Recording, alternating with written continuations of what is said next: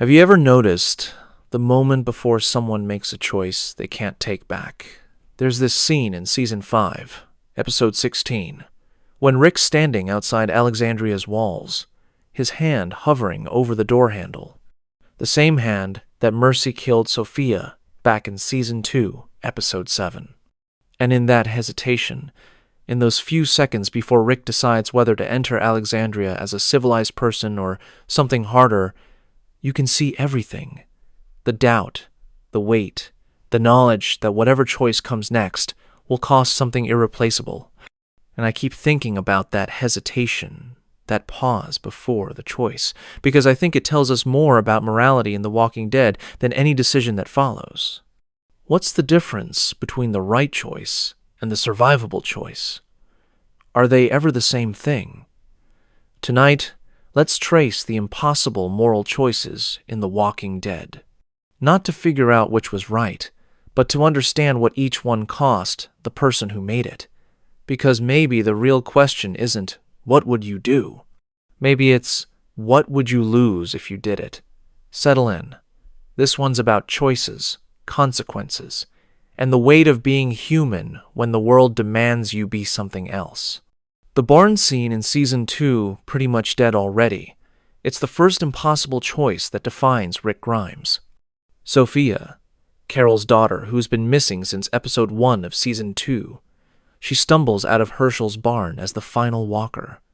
And everyone's frozen. Carol's screaming, trying to run to her daughter. Daryl's holding Carol back. And Herschel and his family are devastated because Shane just massacred all their Walker family members, proved they weren't savable. And Rick, he doesn't hesitate long. Rick raises his gun and shoots Sophia in the head. Mercy kill. Clean shot. Ends her walking death. And that choice, that decision Rick makes in seconds, it's impossible because both options are unbearable. Let Sophia live as a walker. Let Carol maintain some twisted hope that maybe Herschel's right and the walkers can be cured, can come back. Or kill Sophia, end her suffering if walkers can suffer, and force Carol to grieve immediately and completely. Rick chooses grief. Rick chooses to take on the burden of killing a child so the group doesn't have to watch her walk around as a corpse. And Carol never fully forgives him. You can see it in later seasons. Carol and Rick have a complicated relationship, and part of that complication is Sophia. Carol knows, logically, that Rick did the right thing. But emotionally, Rick killed her daughter. And both truths exist simultaneously. The emotional anchor here is that Rick's choosing between Carol's grief now versus Carol's false hope forever. And Rick, being the leader, he takes the immediate unbearable option over the prolonged unbearable option. He shoots Sophia, carries the weight of that choice, and Carol gets to grieve a daughter who's definitely gone rather than holding on to hope that's a lie. But was that Rick's choice to make? Did Rick have the right to decide when Carol's hope became false, when Sophia's death became definite? Or should Rick have let Carol make that choice, even if it meant Carol would have chosen denial? And here's what makes it impossible. There's no scenario where everyone comes out okay. If Rick doesn't shoot Sophia, someone else has to, or Sophia stays a walker, or someone tries to save her and gets bitten. If Rick does shoot Sophia, Carol loses her daughter by Rick's hand, and Rick carries the guilt of killing a child. The choice isn't between right and wrong. It's between two wrongs, and Rick has to pick which wrong he can live with. And Rick chooses the wrong that protects Carol from prolonged false hope. Rick chooses to be hated if it means Carol can grieve cleanly. And that choice, that willingness to be the villain in someone else's story so they don't suffer longer, that's what leadership costs in The Walking Dead. Here's the question I want you to sit with. Would you take on that guilt to spare someone else false hope? Would you kill a child, even a Walker child, knowing the mother would never forgive you if you believed it was mercy? Because Rick did. and Rick carried Sophia's death for the rest of his life. And Carol carried it too, differently. And the barn floor where Sophia fell, it's stained with both their grief, and neither of them chose to be in that situation. The apocalypse chose for them. They just had to figure out how to survive it. And Rick's solution was to make the hard choice so others didn't have to. And that's the first impossible choice that defined him. Mercy that looked like murder. And maybe, in the apocalypse, that's all mercy ever is. The prison arc in Season 4 brings a different kind of impossible choice. And this time, it's Carol making it. There's a deadly flu spreading through the prison in the early episodes of Season 4. People are getting sick, dying, turning. And the group's quarantining the sick in one cell block, trying to contain it. And Karen and David, two of the 6 survivors, they're isolated. And one morning, Rick finds their bodies in the yard, burned, dragged out of quarantine and set on fire. And Rick investigates, and eventually Carol admits it. She killed Karen and David, burned them to stop the infection from spreading. And Carol's logic is sound. If Karen and David are infected, if they're going to die and turn, killing them now prevents them from turning in quarantine and killing others. Burning the bodies prevents the infection from spreading through contact. Carol's making a tactical decision. Sacrifice 2 people who are probably going to die anyway to save the larger group. It's cold, it's brutal, but it's practical. And Carol, who's been evolving from abused housewife to hardened survivor across seasons 1 through 4, she's become someone who can make that call. Someone who can kill to protect. But Rick exiles her. Rick sends Carol away from the prison, away from the group, because Carol crossed a line. Carol didn't wait to see if Karen and David would survive the flu. Carol didn't consult the group, didn't get permission, didn't even tell anyone. Carol just made the call and executed it. And Rick, who's trying not to be a dictator in Season 4, who's trying to let the council lead, he can't accept that. Rick can't let someone in the group make preemptive murder calls without consequence. So Rick exiles Carol, and Carol goes, and it's months before they reunite. The emotional anchor is that Carol believed she saved lives, and Rick believed she crossed a moral line. And here's the thing. They're both right. Carol probably did save lives. The flu killed multiple people, and if Karen and David had turned in quarantine, more would have died. Carol's preemptive murder might have been the thing that kept the outbreak from becoming catastrophic, but Carol also murdered 2 people who might have survived.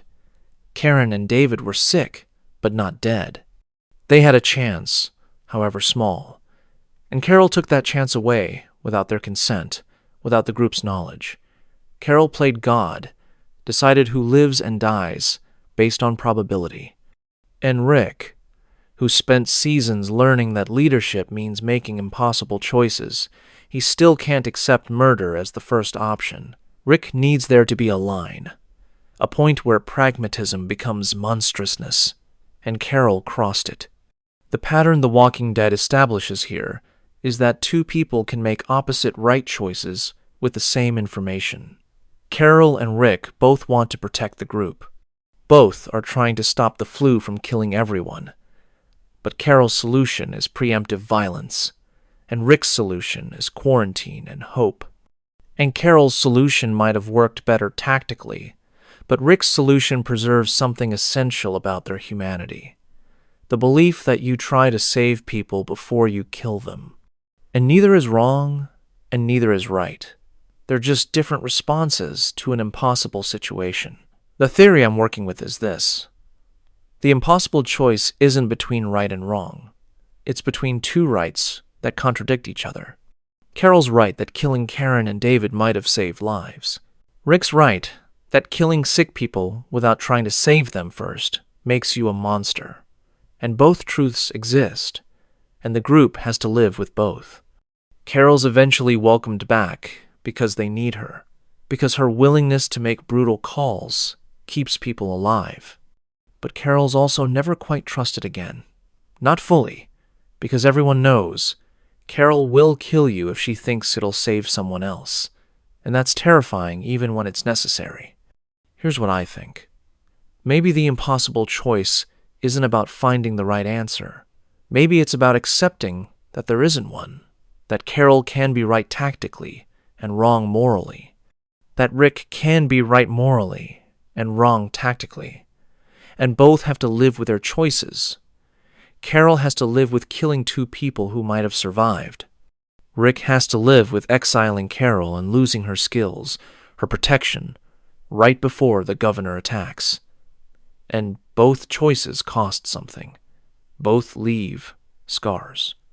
And maybe that's the point. Maybe in the apocalypse, every choice costs something. And you don't get to choose whether it hurts. You only get to choose what you're willing to lose. In Season 4, Episode 16, A, Rick makes a choice that haunts him and defines him in equal measure. Rick, Carl, and Michonne are captured by Joe's group, the Claimers, men who operate on a brutal code of claimed property and violent enforcement. And Joe's group, they're planning something unspeakable. They're going to rape Carl and Michonne, and they're going to make Rick watch before they kill him. And Joe's got a gun to Rick's head, and Rick's unarmed, and there's no way out. Except there is. Rick headbutts Joe, gets close enough, and bites into Joe's jugular, tears his throat out with his teeth. And while Joe's dying, Rick's people fight off the others, and Carl and Michonne survive. But Carl watches his father become an animal, watches Rick covered in blood, savage, barely human. And that choice, that decision Rick makes to become a monster to protect his son, it's impossible because both options destroy something essential. If Rick doesn't fight, if he can't overcome Joe's group, Carl gets raped and killed. Rick's son suffers unspeakably and dies. That's unbearable. But if Rick does fight, if Rick tears a man's throat out with his teeth, Carl watches his father become the thing nightmares are made of. Carl's innocence, already damaged by years of apocalypse survival, it's shattered completely. Carl's terror watching Rick become a savage thing, it's visible in Chandler Riggs's performance. Carl's afraid of his father in that moment, and Rick sees it. And Rick has to live with the knowledge that he terrified his own son while saving him. The emotional weight is in Rick's face after. Andrew Lincoln plays it perfectly. Rick's not triumphant. He's devastated. Rick's saved Carl's body but damaged Carl's soul. And Rick doesn't know if that was the right trade. Because Carl needed protection, yes. But Carl also needed to believe his father was human, was good, was someone worth surviving for. And Rick's just proven he's none of those things, or all of those things, depending on how you define humanity. Is the most human thing you can do protecting your child at any cost? Or is humanity defined by the limits you won't cross, the lines you won't blur? And if protecting your child requires blurring every line, becoming indistinguishable from the monsters, then what are you protecting them for? So they can survive in a world where everyone's a monster? The theory here is that Rick chose Carl's survival over Carl's innocence, and both mattered. And Rick couldn't save both. Rick could let Carl die, preserving Carl's image of his father as a good man. Or Rick could save Carl by becoming a bad man in Carl's eyes. And Rick chooses survival. Rick always chooses survival. But the cost is Carl's trust, Carl's belief that his father is someone to aspire to rather than fear. And Rick carries that. You see it in later seasons. Rick and Carl's relationship is complicated by the moments where Rick became a monster, and Carl witnessed it.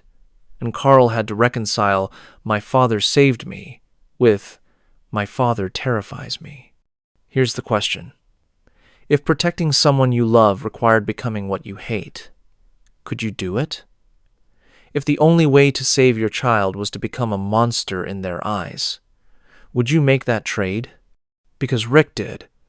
Rick chose to be feared by his son rather than let his son die. And that's love. Twisted and brutal and barely recognizable, but it's love. And Rick's monstrousness in that moment, his willingness to bite a man's throat out, it's not separate from his humanity. It's the ultimate expression of it. Rick loves Carl so much he's willing to damn himself, willing to become the villain in Carl's story, if it means Carl survives to have a story. And maybe that's the counter-argument. Maybe Rick's monstrousness was the most human thing he ever did, because animals kill to survive. But humans kill to protect others, sacrifice their own goodness to preserve someone else's life. And Rick's choice, horrible as it was, it's profoundly human. It's a father saying, I will become whatever I need to become to keep you alive, and I will carry the weight of what that makes me, and you don't have to. And Rick does carry it, carries the memory of Carl's terrified face, carries the knowledge that he crossed a line he can never uncross. And Rick keeps protecting Carl anyway, keeps making impossible choices, because that's what parents do in the apocalypse. They damn themselves so their children might have a chance at something better. And sometimes the moral choice isn't about good versus evil. It's about which piece of yourself you're willing to lose so someone else doesn't have to. Morgan Jones reappears in Season 5 after being absent since Season 3, and he brings with him a philosophy that directly challenges everything Rick's become. Morgan's philosophy, learned from Eastman in a Season 6 flashback episode, is simple. All life is precious. Morgan won't kill. Won't take a life, any life, even to save others. And Morgan's philosophy is tested immediately and repeatedly throughout Seasons 6, 7, and 8. And the show doesn't validate Morgan's pacifism, but it also doesn't invalidate it. It just shows that Morgan's way works sometimes and fails sometimes, exactly like Rick's way. In Season 6, a wolf member of the Wolves group attacking Alexandria takes Denise hostage, and Morgan refuses to kill the wolf, tries to subdue him non-lethally, believes the wolf can change. And Morgan's right. The wolf, while escaping with Denise, saves her life from walkers, protects her, and Denise survives to become Alexandria's doctor, saves multiple lives. If Morgan had killed the wolf like Rick would have, Denise would have died in that walker attack. Morgan's pacifism saved lives that Rick's pragmatism would have ended. But Morgan's pacifism also endangers people. In Season 6, Morgan captures a savior and keeps him imprisoned in Alexandria secretly, believing he can be turned, can be saved. And the savior escapes, and his escape contributes to the savior's learning about Alexandria, contributes to the conflict that gets Glenn and Abraham killed in the Season 7 premiere. Morgan's refusal to kill one enemy enables a situation where friends die. Morgan's way fails catastrophically. And Rick's way fails too.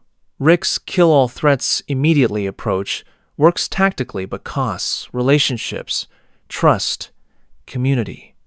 Rick's willing to execute Pete in Season 5's finale to stop domestic abuse. But Rick's method, shooting Pete in the head, publicly traumatizes Alexandria, makes people fear Rick, almost gets Rick exiled. Rick's pragmatism keeps people alive but makes them miserable, makes them question if survival's worth living in constant fear of their own leader. The emotional weight is that both ways work sometimes and both fail sometimes, and there's no consistent right answer. The show's refusing to give us easy morality. It's saying, Morgan's pacifism can save lives and get people killed. Rick's pragmatism can keep people alive and destroy their humanity. And you don't know which approach will work in any given situation until after, when it's too late to choose differently. The theory here is that survival requires both approaches, and choosing one exclusively is the real mistake. Because there are times when mercy saves lives, Morgan and the wolf, and times when mercy gets people killed, Morgan's prisoner. And there are times when violence protects people. Rick, killing Pete, stops the abuse. And times when violence destroys community.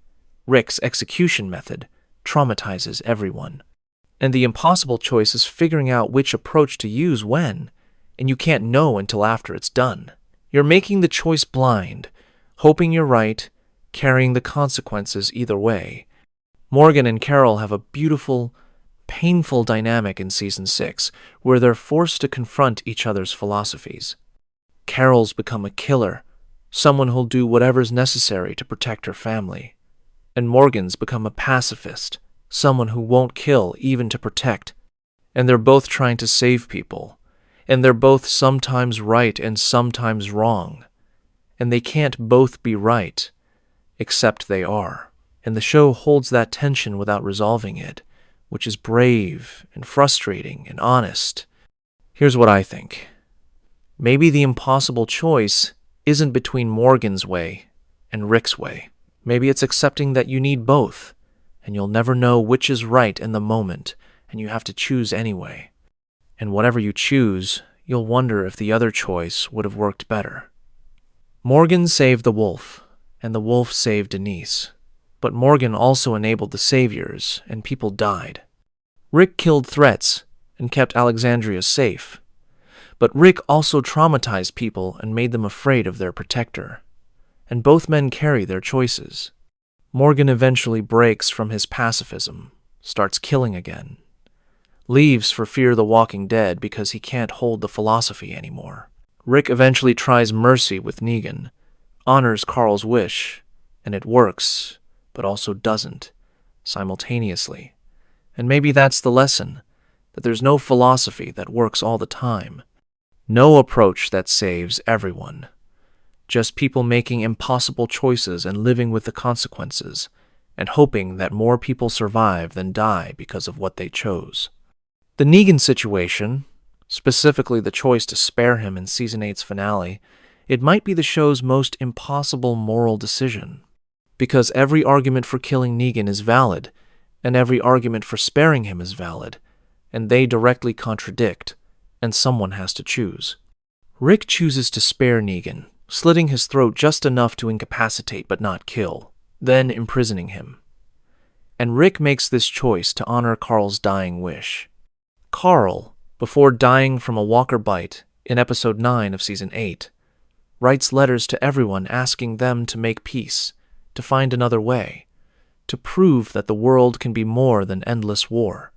And Carl writes to Negan directly, tells Negan he can change, that it's not too late.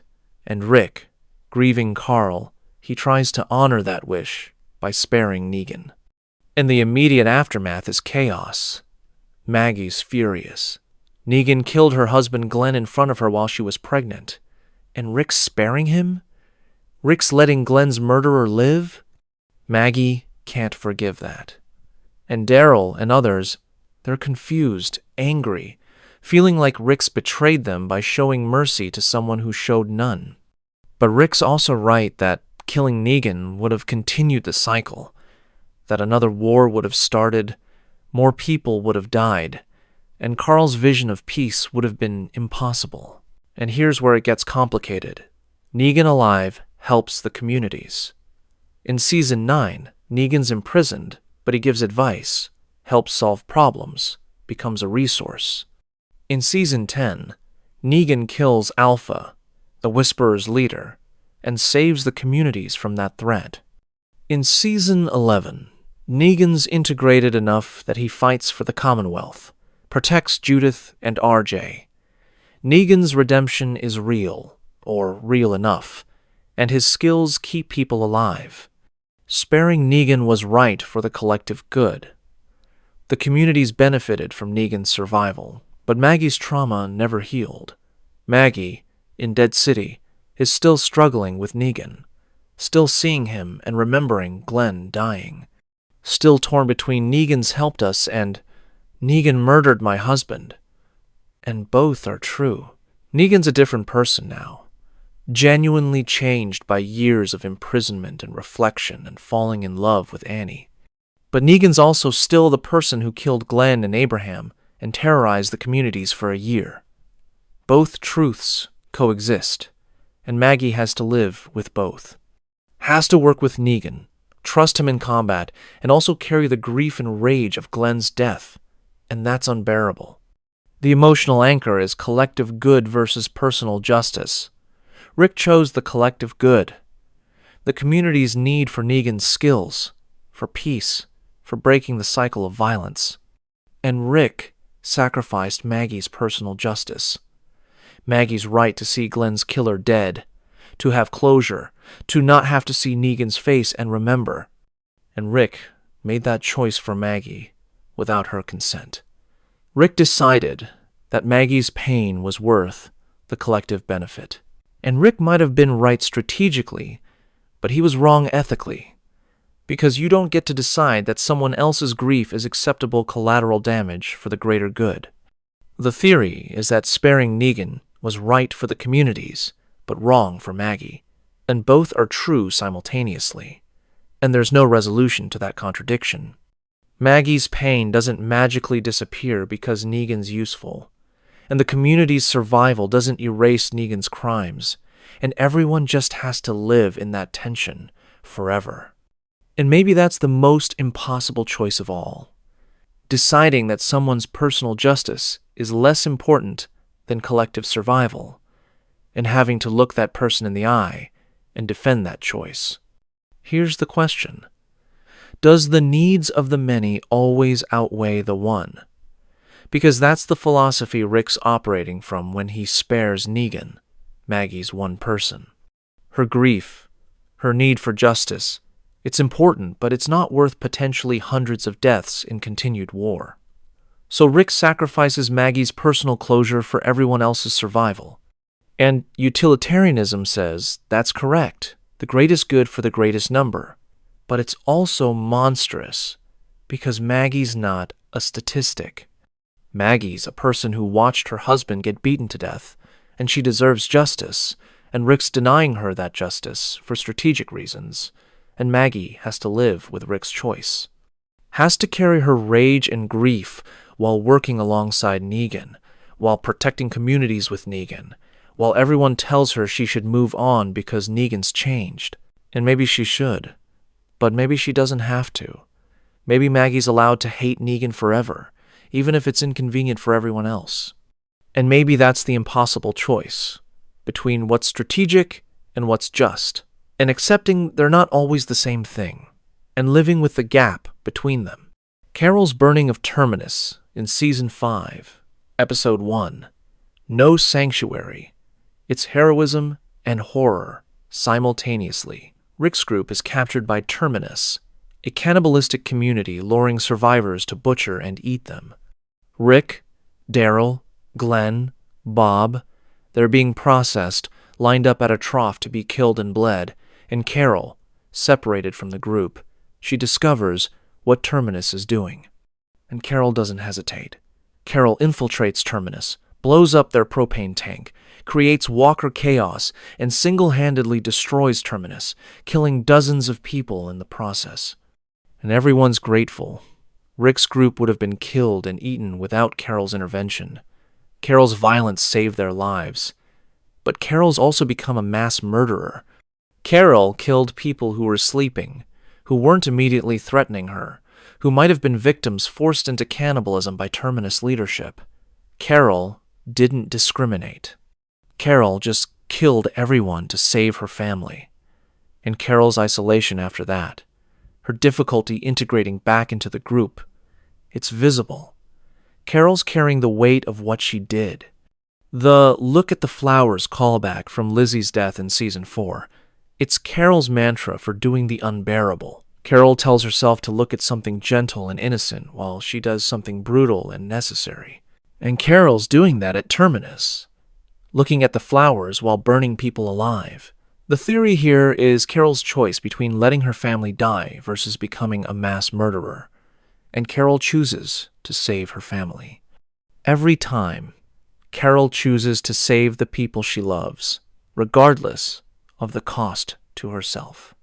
And the cost at Terminus is Carol's sense of self, her belief that she's a good person, her ability to sleep at night without seeing the faces of people she killed. Carol saved everyone and lost herself doing it. The evidence is in Carol's breakdown later, in Season 5 and into Season 6. Carol's pretending to be a weak housewife in Alexandria, baking cookies and acting helpless, because Carol can't let anyone see who she's really become. Carol's hiding. And when Carol's forced to kill again to protect Alexandria, when Carol's killing the wolves in Season 6, she's breaking down during it. Carol's good at killing, terrifyingly good, but it's destroying her. And eventually Carol leaves Alexandria in Season 6 because she can't keep killing, can't keep being the person who does what's necessary, can't carry more death. And Carol's note says something like, "Don't try to find me." Carol's isolating because she believes she's poison, that everyone she protects dies, or she has to kill to protect them. And either way, Carol's left with blood on her hands. The emotional anchor is Carol saved everyone and lost herself doing it. And the pattern The Walking Dead establishes is that heroes carry the permanent cost of saving others. It's not just trauma. It's moral injury.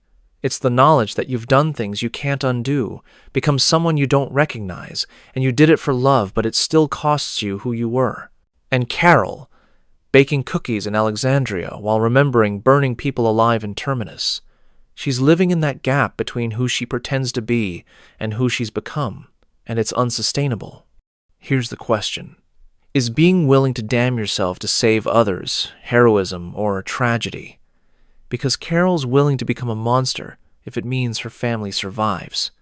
Carol will carry the guilt, the trauma, the moral injury, and she'll do it alone so others don't have to. And that's self-sacrifice. That's love. But it's also self-destruction. Because Carol's not protecting her family by becoming a monster. Carol's losing herself, piece by piece, and eventually there might not be a Carol left to save. Just a person who kills to protect an ever-shrinking circle of people until the circle's empty and Carol's alone with her ghosts. And maybe that's the impossible choice. Between protecting people and protecting yourself. Between doing what's necessary and staying who you are. And Carol chooses protection every time, and it's killing her. And she keeps choosing it anyway. Because Carol believes, and the show suggests she's right, that if she doesn't do the terrible things, someone else will have to, or no one will, and people will die. So Carol takes the burden. Carol does the terrible things so Daryl and Rick and everyone else can stay cleaner. And Carol pays the cost in nightmares and isolation and the slow erosion of everything that made her Carol. And is that heroism? Yes. Is it tragedy? Also yes. And Carol doesn't get to choose which. She just gets to carry both and hope that the people she's saving are worth what she's losing. And they are. And they aren't. And Carol has to live with both truths. Forever. Every major impossible choice in The Walking Dead involves children. Sophia's death forces Rick to kill a child. The prison flu forces Carol to choose between letting children die or killing adults preemptively. Carl's near rape forces Rick to become a monster.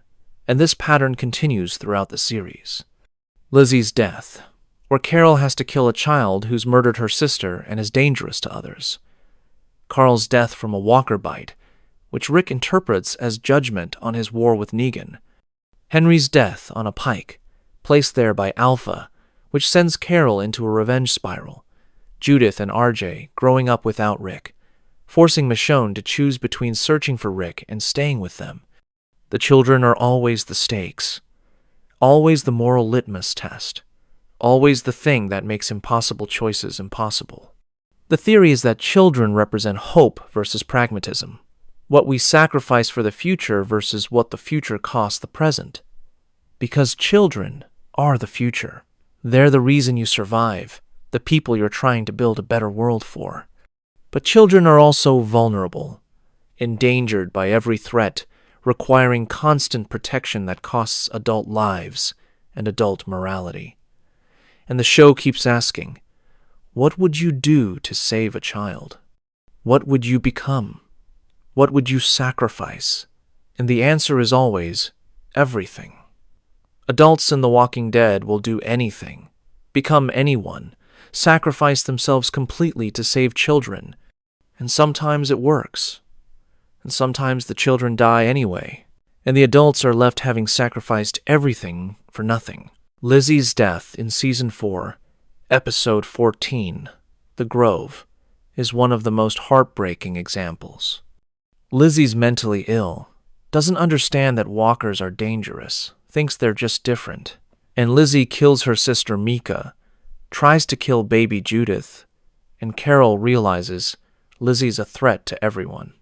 And Carol takes Lizzie outside and shoots her, telling Lizzie to look at the flowers to distract her in her final moments. And Carol's choice is impossible because Lizzie's a child, mentally ill, not responsible for her actions in any normal moral sense. But Lizzie's also dangerous, will kill again, and can't be fixed or contained safely. So Carol kills her, and Carol carries that death, that choice to execute a sick child for the rest of her life. Carl's death in Season 8 is different but equally heartbreaking.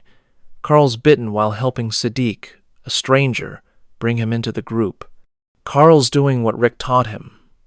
Help people, build community, stay human. And Carl dies from it.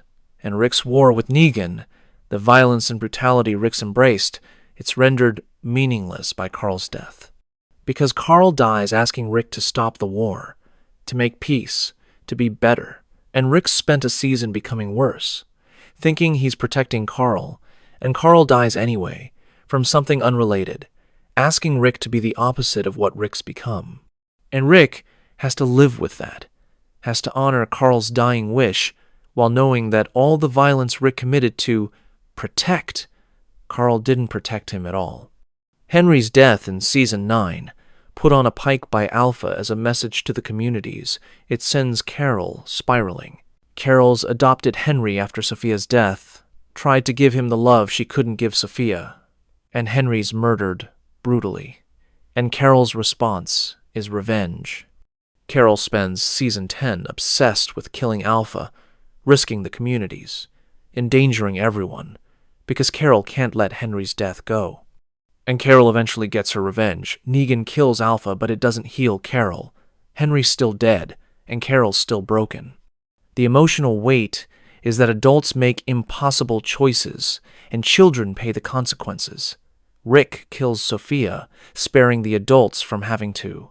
Carol kills Lizzie, protecting Judith and the group. Rick wars with Negan, and Carl dies asking him to stop.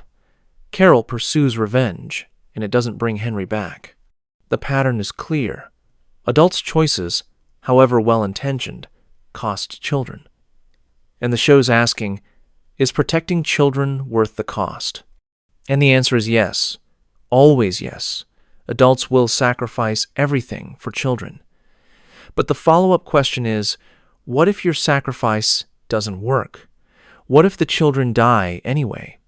What if all your impossible choices, all your moral compromises, all the pieces of yourself you lose, what if they don't save anyone? And The Walking Dead doesn't give an easy answer. It just shows Carol looking at the flowers, Rick carrying Carl's letters, Michonne searching for Rick, while Judith and RJ grow up, and it asks, what would you do? What would you lose? And leaves us sitting with the impossibility of it all, because protecting children requires impossible choices, and impossible choices don't guarantee success, they just guarantee loss. And you make them anyway, because the alternative, not trying to save them, is unthinkable. Even when trying costs everything. Leadership in The Walking Dead equals isolation. That's the pattern across every major leader. Rick, Maggie, Daryl, Carol, Michonne. The moment you accept leadership, the moment you start making decisions that affect everyone's survival, you start losing people's love. Because leadership requires making choices others hate you for. And those choices isolate you, break your relationships, force you into a loneliness that's permanent and unbearable. Rick's isolation is most visible in Season 3. Rick seeing Laurie's ghost, hearing phantom phone calls, barely holding himself together. And he's making all the decisions, refusing input, operating as a dictator. And the group follows him because they need him, but they're also afraid of him. Rick's keeping them alive and scaring them simultaneously. And Rick's alone. Herschel tries to support him, but Rick won't let anyone in, won't share the burden, won't admit he's breaking. And Rick's isolation, his refusal to be vulnerable with the people he's protecting, it nearly destroys him. Maggie's burden as Hilltop leader shows this differently. Maggie's trying to lead Hilltop ethically, maintain democracy, make decisions collectively. But every time Maggie makes a choice executing Gregory, refusing to help Alexandria, prioritizing Hilltop's survival, someone hates her for it. Maggie loses friends, loses trust, loses the easy relationships she had when she was just Glenn's wife and not a leader. And Maggie's face in Season 9, after Rick spares Negan, it shows the cost. Maggie's been making impossible choices to keep Hilltop alive, and Rick makes a choice that undermines her, that prioritizes collective good over Maggie's personal justice. And Maggie's left isolated in her rage, unable to forgive Rick, unable to reconcile her needs with the group's needs. Michonne's choice in Season 9 and 10, after Rick's disappearance, shows the ultimate leadership isolation. Michonne's leading Alexandria, protecting Judith and RJ, trying to maintain Rick's vision, and Michonne's becoming harder, more isolated, cutting Alexandria off from other communities because Michonne doesn't trust anyone, can't risk Judith and RJ's safety. And Judith challenges her, tells Michonne she's becoming too closed off, too afraid, and Michonne, eventually, leaves Alexandria to search for Rick. Michonne finds evidence Rick might be alive, and Michonne chooses to search for him, leaving Judith and RJ, leaving the leadership role, because Michonne can't carry both anymore. Michonne can't be the leader Alexandria needs, and the person Rick needs. So Michonne chooses Rick, chooses the search, and leaves her children in Daryl's care. And that choice, leaving your children to maybe find your partner, it's impossible. Judith and RJ need Michonne, but Rick needs her too, if he's alive, and Michonne can't be in two places. So Michonne chooses and isolates herself from her children, hoping they'll understand, hoping she's right, that Rick's alive. The theory is that leadership equals accepting you'll be hated for choices that keep people alive. Because leaders make decisions with incomplete information, under pressure, knowing people will die regardless of what they choose. And when people die, the survivors blame the leader. When people suffer, they blame the leader. And leaders, carrying that blame, that burden, that knowledge that their choices cost lives, they isolate. Because how do you be close to people you might have to sacrifice? How do you maintain friendships with people who blame you for their loved ones' deaths? You can't. So leaders isolate. They make decisions alone, carry the weight alone, and hope that the people they're keeping alive are worth the cost of the loneliness. Here's the question for you. Could you make choices knowing people would hate you for it? Knowing that every decision costs relationships, that leadership means being blamed for everything bad and credited for nothing good? Because that's what The Walking Dead shows. Leaders are blamed when things go wrong and expected to perform when things go right, and the toll is massive. Rick almost breaks multiple times. Maggie's rage at Rick for sparing Negan nearly splits the communities. Michonne leaves her children. Daryl refuses leadership repeatedly because he's seen what it costs. And Carol, when offered leadership, she runs into the woods instead. Because leadership doesn't just cost your life. It costs your humanity, your relationships, everything that makes life worth living. And you take it on anyway because someone has to. And hoping that history, or the people you save, remember that you tried. That you carried the impossible weight so they didn't have to. And knowing that most of them won't remember, won't forgive, won't understand, and doing it anyway. Negan's arc from season 9 through 11 asks the show's most impossible question. Do people deserve second chances after unforgivable acts? And the show doesn't answer definitively. It just shows Negan's slow, painful, incomplete redemption, and it asks us to sit with the discomfort of it. Because Negan killed Glenn and Abraham. Negan terrorized communities for a year. Negan's crimes are unforgivable by any normal standard, but Negan also changes. Negan, imprisoned for years, he reflects, reads Carl's letter, forms a genuine friendship with Judith. And when Negan's released, when he's integrated back into the communities, Negan helps. Negan saves Judith multiple times. Negan kills Alpha, eliminating the Whisperer's leadership. Negan fights for the Commonwealth. Negan's useful, skilled, loyal to the communities. Negan's redeemed, by some definition of redemption. But Glenn and Abraham are still dead, and Maggie still sees their killer every time she looks at Negan. And Maggie's trauma doesn't disappear because Negan's changed. Maggie's grief doesn't heal because Negan's useful. And the show, brilliantly and painfully, holds both truths simultaneously. Negan's changed. Negan's still the person who killed Glenn. Both are true. And Maggie has to live with both. And Negan has to live with both. And there's no resolution. The evidence is in Dead City, where Maggie and Negan are forced to work together. And their dynamic is fascinating. Maggie doesn't forgive Negan. Maggie doesn't trust him fully. But Maggie works with him because she has to, because Negan's skills are necessary, because survival requires uncomfortable alliances. And Negan, he doesn't ask for forgiveness. Negan knows he doesn't deserve it. Negan just tries to be useful, tries to protect Maggie, tries to prove that he's changed even though he knows it doesn't erase what he did. And Annie, Negan's wife, she loves redeemed Negan. Annie sees the man Negan's become, and she chooses him, and that's valid. But Maggie sees the man who killed Glenn, and she hates him, and that's also valid. And both perspectives coexist, and the show refuses to say one is right and the other is wrong. The theory is that Negan represents the impossible question. Do people deserve second chances after unforgivable acts? And the show's answer is, it's complicated, because Negan's redemption is real. Negan's genuinely changed, genuinely regretful, genuinely trying to be better. But redemption doesn't erase harm.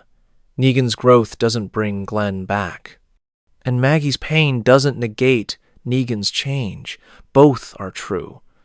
And maybe that's the point. Maybe redemption isn't about deserving it. Maybe it's just about choosing to grow, to be better, to help instead of hurt. And maybe forgiveness isn't required. Maybe Maggie's allowed to hate Negan forever, even if Negan's changed. Because forgiveness is for Maggie to give, not for Negan to demand. And Negan, to his credit in later seasons, doesn't demand it. Negan just tries to be useful, tries to protect the communities, and carries the weight of his past without asking anyone to absolve him. The emotional weight is in the moments where Negan's usefulness conflicts with Maggie's trauma, when Negan saves Judith, and Maggie has to be grateful to the man who killed her husband. When Negan kills Alpha, and Maggie has to acknowledge that Negan's violence saved the communities. When Negan fights alongside Maggie, and Maggie has to trust him in combat while hating him in every other context. In those moments, they don't resolve. They just add complexity, add layers, add tension that never fully releases. Here's what I think. Maybe redemption isn't about deserving it.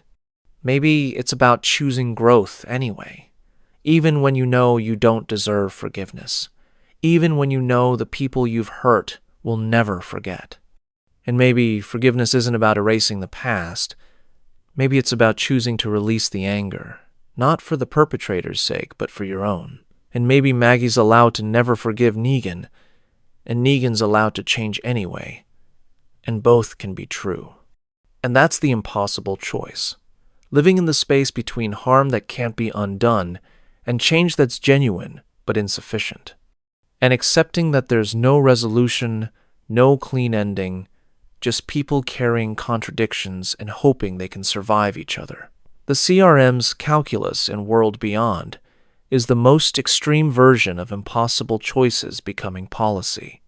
The Civic Republic military, the powerful organization that took Rick, that's been operating in the background of the franchise, they destroyed Omaha and the campus colony.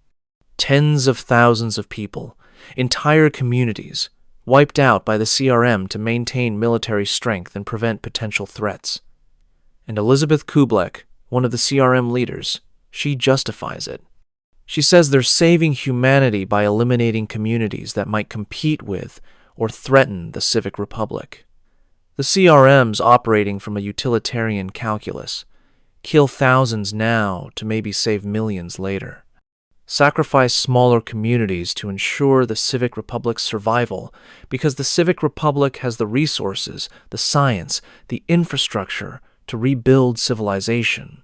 And if protecting that requires mass murder, the CRM's willing to do it. And here's the impossible question. Are they wrong? Because from the CRM's perspective, they're making the hard choice that ensures humanity's survival.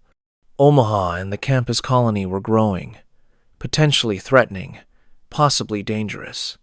Eliminating them removes a threat and centralizes resources in the Civic Republic. It's brutal, monstrous, mass murder. But it's also strategic, potentially necessary from a survival standpoint. And the show doesn't clearly answer whether the CRM's right. It shows the horror of what they've done, shows Hope and Iris and the other characters fighting against the CRM's methods. But it also shows that the Civic Republic has functioning infrastructure, advanced science, a pathway to rebuilding civilization. And that's only possible because the CRM's willing to make impossible choices that other communities won't make. Jadis's involvement with the CRM complicates this further. Jadis, who traded with Rick's communities, who betrayed them, who eventually joined the CRM, she's operating from a similar calculus. Jadis believes the Civic Republic is humanity's best chance, so Jadis does whatever's necessary to protect it, and that includes abducting Rick, keeping him prisoner, preventing him from returning to his family. Because Rick's skills are valuable, and the CRM needs them, and the CRM's survival is more important than Rick's personal desires. Jadis isn't evil. Jadis is just prioritizing differently. Jadis is choosing collective survival over individual freedom. And she's not entirely wrong. The theory is that the CRM represents the ultimate impossible choice, murder innocents now to maybe save humanity later. And the franchise is asking, is there a number? Is there a quantity of deaths that justifies survival? If killing 10,000 people saves 1 million, is that acceptable? What about 100,000 to save 1 million? Or 1 million to save 10 million? Where's the line? And the show doesn't give an answer. It just shows the CRM operating from that calculus, shows the horror of their methods, and asks us to wrestle with whether there's a scenario where they're right. Rick's imprisonment by the CRM adds personal weight to this. Rick's held by the CRM for years, forced to serve them, kept from his family, and from the CRM's perspective, that's justified. Rick's skills in leadership, tactics, survival, they're too valuable to lose. Rick could save thousands of CRM lives. So keeping Rick prisoner, denying him freedom, that's acceptable collateral damage for the greater good. And Rick, in The Ones Who Live, he's wrestling with this. Rick's angry, wants to escape, wants to get back to his family. But Rick also sees that the CRM is doing something no other community can do, rebuilding civilization at scale. And Rick has to decide, does the CRM's goal justify their methods? Or are there lines you don't cross, even if crossing them means survival? Here's the question that keeps me up at night. Is there a number of deaths that justifies survival? because the CRM's betting everything on yes. They're saying that killing thousands to save millions is acceptable, that individual rights and lives matter less than collective survival. And that's monstrous. But it's also logical. And maybe that's the most impossible choice, accepting that sometimes the monstrous choice is the logical one. That utilitarianism, taken to its extreme, justifies genocide. And that survival, if it requires becoming genocidal, might not be worth it, or might be. And we don't get to know until after, when it's too late to choose differently. And the CRM, operating from their calculus, they believe they're saving humanity, and they might be right. And they might be creating hell on earth and calling it salvation. And both might be true. And that's impossible. And it's the reality of the apocalypse, where every choice is impossible and you have to choose anyway. What do impossible choices cost the people who make them? That's what I keep coming back to. Because The Walking Dead isn't really about whether Rick should have killed Shane or spared Negan. It's about what those choices cost Rick. How they changed him, broke him, forced him to become someone he didn't recognize. And every major character in the show carries the same weight. They've all made impossible choices. They've all chosen survival over something else. And the cost is visible in every one of them. Rick's departure in Season 9 is the ultimate cost of his impossible choices. Rick's been making brutal decisions for 9 seasons, carrying the weight of leadership, sacrificing pieces of himself to keep people alive. And Rick's exhausted. You can see it in Andrew Lincoln's performance throughout Season 9. Rick's trying to unite the communities, trying to honor Carl's vision of peace, but Rick's also barely holding himself together. And when Rick sacrifices himself on the bridge, when Rick destroys the bridge to save the communities from the Walker horde, Rick's choosing one final time to give everything for others. And the CRM takes him, and Rick's separated from everyone he loves, and Rick spends years trying to get back. And that separation, that cost, it's the culmination of Rick's arc. Rick's given everything, his innocence, his relationships, his sanity, his family, to keep people alive. And Rick's reward is isolation. Carol's trauma is another kind of cost. Carol's killed to protect her family repeatedly.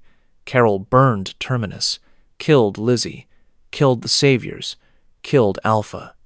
And every kill cost Carol a piece of herself.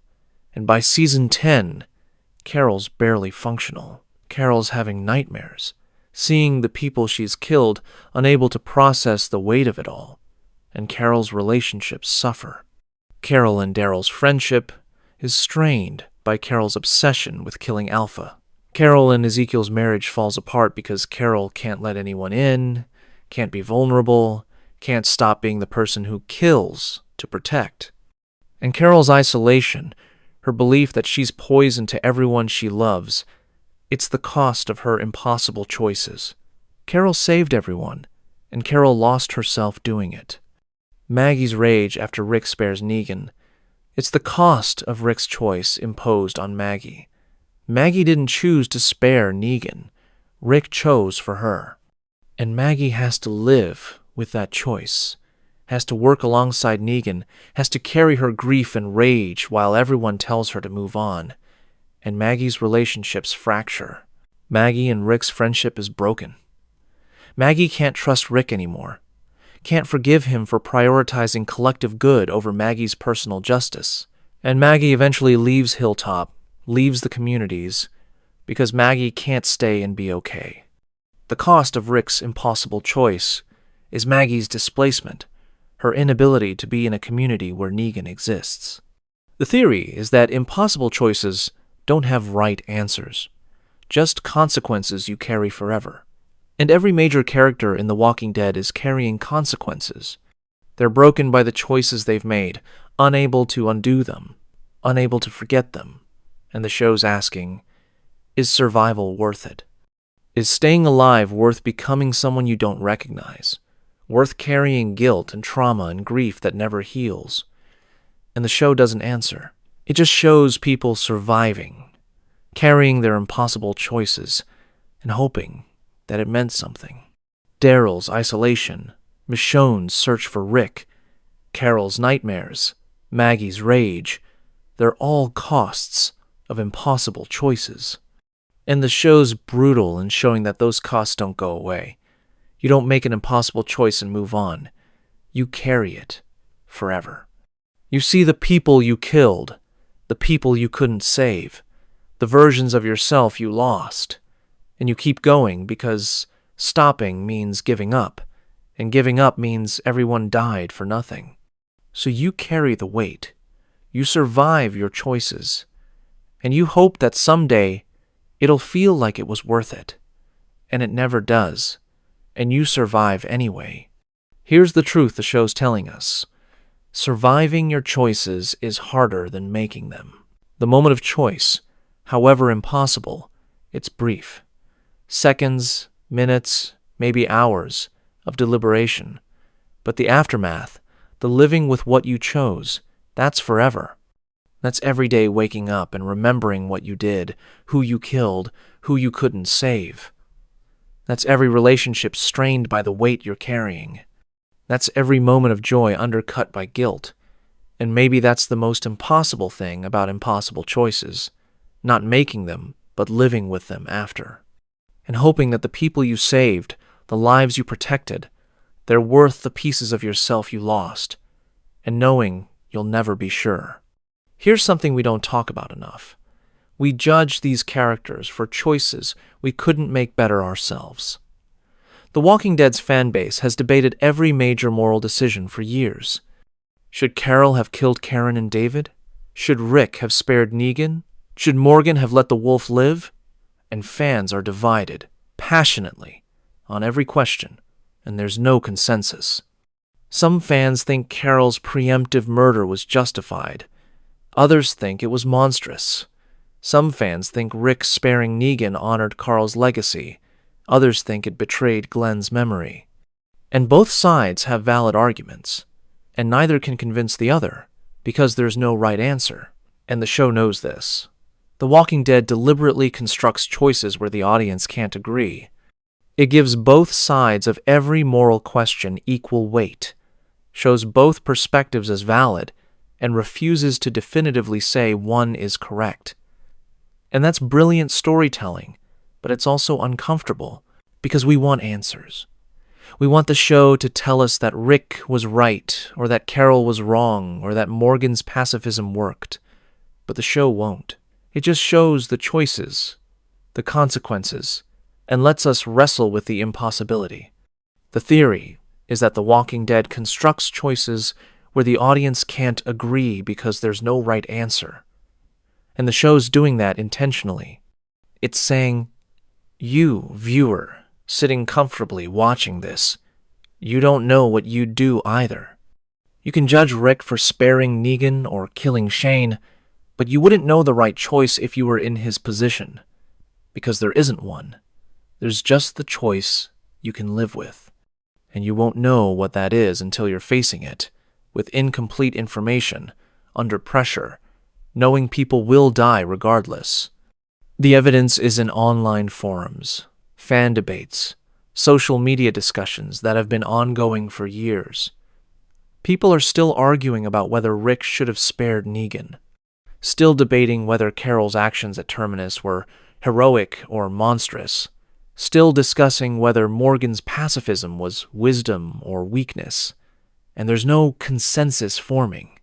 If anything, people are more divided now than they were when the episodes aired, because the show's not giving us easy answers. It's giving us impossible questions and asking us to sit with the discomfort. The emotional weight is that we judge characters for choices we couldn't make better ourselves. We watch Rick kill Shane and we say, he should have disarmed him instead. But would we? In that moment, with Shane's gun raised, with seconds to react, would we have found a better option? We watch Carol burn Terminus, and we say, she didn't have to kill everyone. But would we have been more selective? Would we have risked our family for strangers who were literally processing people as food? We don't know. We can't know, because we're not there. We're watching, comfortable, with time to think and debate, and the characters don't have that luxury. The counter theory is that maybe impossible choices reveal our values, not objective morality. Maybe the fact that some fans think Carol's right and others think she's wrong, that tells us about the fans, not about Carol. Maybe your answer to, should Rick have spared Negan, reveals whether you prioritize collective good or individual justice, pragmatism or morality, mercy or vengeance, and all those values are valid. All of them matter. And which you prioritize, that's personal. That's about who you are, what you've experienced, what you believe about humanity and survival and redemption. Here's what I want to ask you. Which choice still keeps you up at night?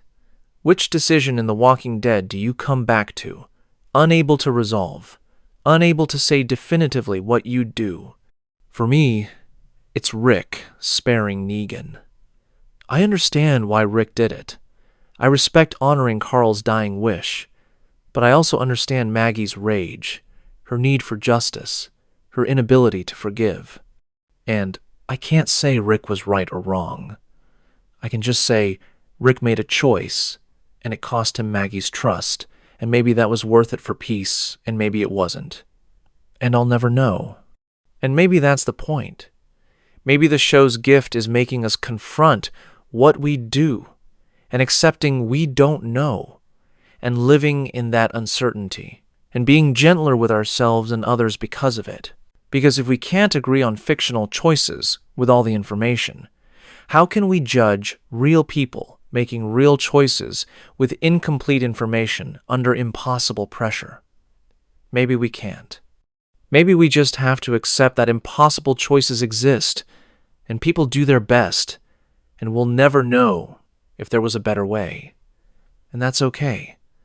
That's human. That's all any of us can do. The Walking Dead, at its core, is built on one impossible choice that underlies everything else: survival versus humanity. Do you do whatever it takes to stay alive, even if it means losing who you are? Or do you maintain your values, your morality, your humanity, even if it means you might not survive? And the franchise never answers that question. It just shows characters wrestling with it, choosing differently, living and dying with their choices. And it asks us to watch and wonder what we'd choose. Dale's speeches in Season 2 are the clearest expression of the humanity side. Dale argues passionately that the group shouldn't execute Randall, shouldn't become killers, shouldn't lose their morality in the name of survival. Dale says something like, "The world we knew is gone, but keeping our humanity, that's a choice." And Dale's right. Morality is a choice. You don't have to kill to survive. You can try other options. You can value life, even your enemies' lives. And Dale dies in episode 11 of Season 2, killed by a walker, before he sees whether his philosophy would have worked. And that's significant. Dale doesn't get to see the outcome of his choices. He just dies, believing in them. Shane represents the survival side. Shane's philosophy is simple. Do whatever keeps you alive. Kill threats before they kill you. Don't waste time on morality or democracy or ethics. Just survive. And Shane's effective. Shane's methods keep people alive in the short term, but Shane's methods also isolate him, make people fear him, ultimately get him killed by Rick. Shane survives until he doesn't, and his death suggests that pure survival instinct, without morality, without connection, it's not sustainable. You need people, and people won't follow you if they're afraid of you. Rick's arc is trying to balance both. Rick spends seasons 1 to 2 trying to maintain humanity, consulting the group, following pre-outbreak morality, and it fails. People die. The farm falls. Rick becomes dictatorial in Season 3, pure survival mode, and that works tactically but breaks Rick psychologically. Rick tries to retire from violence in Season 4, becomes a farmer, and the governor destroys that. Rick becomes brutal in Season 5, and Alexandria almost rejects him. Rick finds balance in later seasons, choosing mercy with Negan, trying to build rather than just survive. And Rick's final choice, sacrificing himself on the bridge, it's choosing humanity over survival. Rick could have let the walkers destroy a community. Rick could have preserved himself, but Rick chooses to give himself up to save others. And that's humanity. That's the choice to value others' survival over your own. Carl's letters asking for peace. They're arguing for humanity. Carl's saying survival isn't enough. You have to survive for something. You have to build, create, maintain values that make survival worthwhile. And Carl dies from a walker bite, which could be read as punishment for helping a stranger, or could be read as Carl dying for his values, which is different from dying in spite of them. Carl dies human, and that matters. The emotional anchor is that the franchise never answers whether survival or humanity is more important. Because characters who choose survival, Shane, the governor, Negan in early seasons, often die or change. But characters who choose humanity, Dale, Herschel, Beth, Carl, also often die. And characters who try to balance both Rick, Carol, Maggie, Daryl survive, but carry massive trauma and moral injury. So the show's saying, there's no answer. There's just the choice, and whichever you choose, you'll lose something. Choose survival, lose your humanity. Choose humanity, risk death. Try to balance both, lose pieces of each. The pattern is that characters who survive but lose themselves become cautionary tales. The governor survives for a while, but he's monstrous, and everyone around him suffers. Negan survives by being brutal, but he's imprisoned, isolated, and has to spend years earning redemption.